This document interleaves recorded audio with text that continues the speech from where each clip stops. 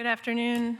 I want to thank the Soufan Center for the opportunity to speak with you today, Ali Soufan for his leadership in this field, and everyone who helped organize the summit.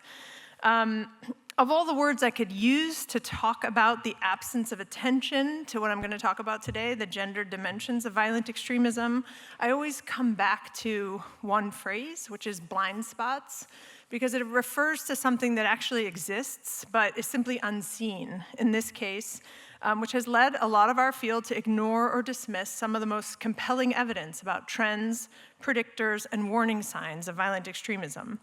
Gendered blind spots are, I contend, our field's weakest point and most obvious failing. Here's what we do know. In several recent studies across a wide range of national contexts, hostile sexist attitudes are more important than religiosity, age, gender, level of education, and employment in predicting support for violent extremism. There's clear evidence that misogyny predicts men's violent extremist intentions, and that people who hold hostile views toward women and toward gender equality are more likely to hold extremist views and to participate in political violence themselves. The relationship also works in reverse. Support for women's advancement is one of the strongest predictors of an individual's resilience to extremist radicalization in the case of Islamist terrorism. People who support the freedom of women to work outside the home and hold political office, to name two examples, are among the least likely to support violence. It's not just sexist attitudes that matter. Previous violent and misogynistic action against women and girls is a consistent red flag among mass shooters and terrorist actors. The list of terrorist actors with prior personal histories of intimate partner and domestic abuse, documented harassment, stalking, or online abuse of women and girls as precursors to their public rage is exhaustive. This is true even in cases where there's been little public attention to those histories, like the 2012 Sandy Hook elementary school shooting, the 2013 Boston Marathon bombing, and the suicide bombing at pop singer Ariana Grande's Manchester concert in 2017. Both quantitative and qualitative evidence suggests, in other words, that gender should be among the very first factors we consider in studying extremist motivations.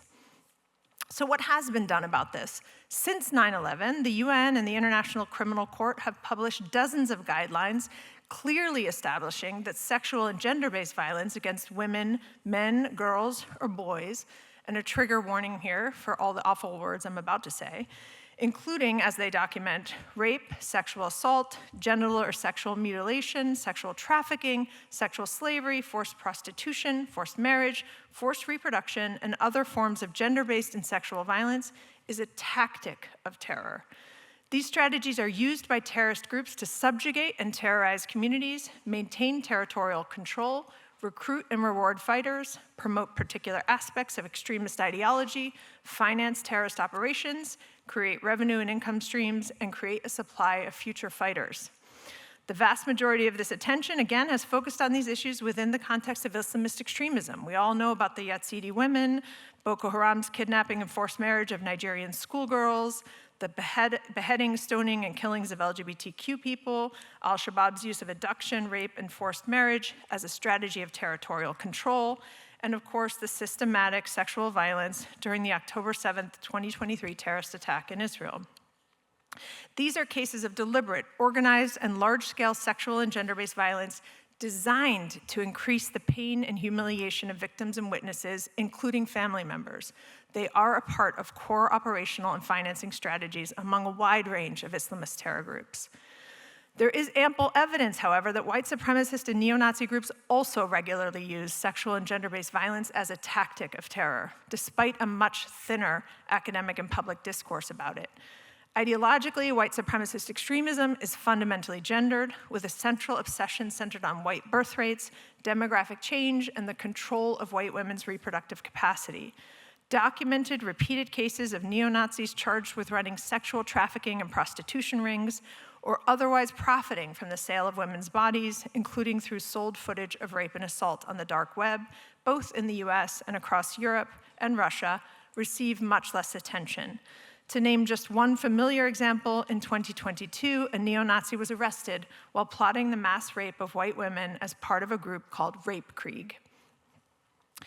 I would be remiss if I didn't tell you that these thoughts are more fully articulated in my new book, Man Up, The New Misogyny and the Rise of Violent Extremism, which launches tonight at the Cosmopolitan Club.